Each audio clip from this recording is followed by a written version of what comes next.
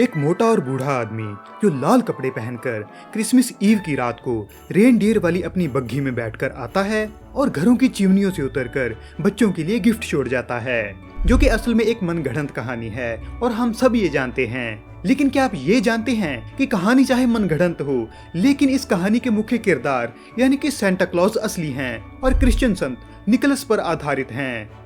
तो आखिर क्रिश्चियंस के एक पूजनीय संत चिमनियों से उतरकर गिफ्ट बांटने वाले एक फनी कैरेक्टर में कैसे बदल गए, जानेंगे इस वीडियो में। So hello friends, photo lovers में आपका स्वागत है।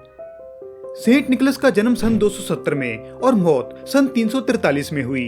अपनी सारी जिंदगी में सेंट निकोलस उस इलाके में रहे जहां आज तुर्की देश है और उनकी मौत के 1200-1300 साल तक उन्हें सिर्फ यूरोप के ही कुछ देशों में जाना और माना जाता था। लेकिन ये चीज तब बदली जब सेंट निकोलस को मानने वाले यूरोपियन लोग इमिग्रेंट्स के रूप में सन 1600 और 1700 के बीच अमेरिका आना शुरू हुए और उन्होंने वहां सेंट निकोलस का दिन मनाना शुरू किया।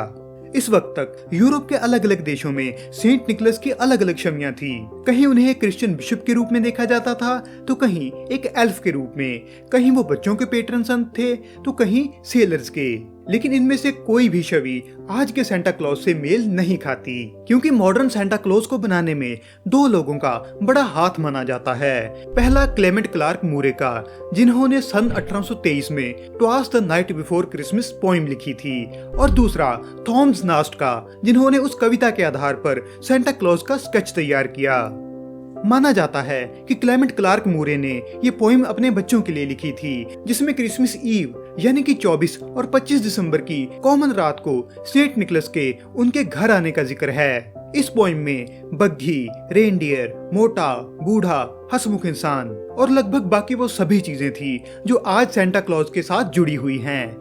ये पोइम जब अखबारों और जर्नल्स में पब्लिश हुई तो लोगों को ये काफी पसंद आई, जिसके चलते सभी के मन में सेंट निकोलस की यही छवि बनने लगी। और इसी वजह से अमेरिका के मशहूर कार्टूनिस्ट थॉमस नास्ट ने 1862 के आसपास जब सेंटा क्लॉज के कार्टून बनाने शुरू किए तो उन्होंने मूरे की पोइम वाली डिस्क्रिप्शन को ही ध्यान में रखा, और साल दर साल बनने वाले कार्टून्स में सेंटा क्लॉज की मॉडर्न छवि निखर कर सामने आने लगी। हालांकि मूरे की पोइम में सेंटा के कपड़ों के रंग का कोई जिक्र नहीं है, लेकिन थॉमस नास्ट ने सेंटा को ज्यादातर लाल कपड़ों में ही दिखाया। सेंटा अब यूएसए में बहुत पॉपुलर हो चुके थे और पॉपुलैरिटी की इसी बहती गंगा में कोका कोला भी हाथ धोना चाहती थी, क्योंकि 1920-30 के आसपास कोका कोला की सेल गर्मियों में तो बहुत रहती थी, लेकिन सर्दियां आते आते वो ना के बराबर हो जाती थी। इसीलिए उन्होंने इस मुश्किल को हल करने के लिए हैडन संडब्लम नाम के एक कार्टूनिस्ट को हायर किया और सेंटा क्लॉज को अपनी एड्स में कोका कोला पकड़े हुए या पीते हुए दिखाना शुरू किया, जिसने कोका कोला की सेल तो बढ़ाई, लेकिन साथ ही सेंटा के कपड़ों का रंग पक्के तौर पर लाल कर दिया, क्योंकि कोई और कार्टूनिस्ट तो शायद इस रंग को थोड़ा बहुत बदल भी देता।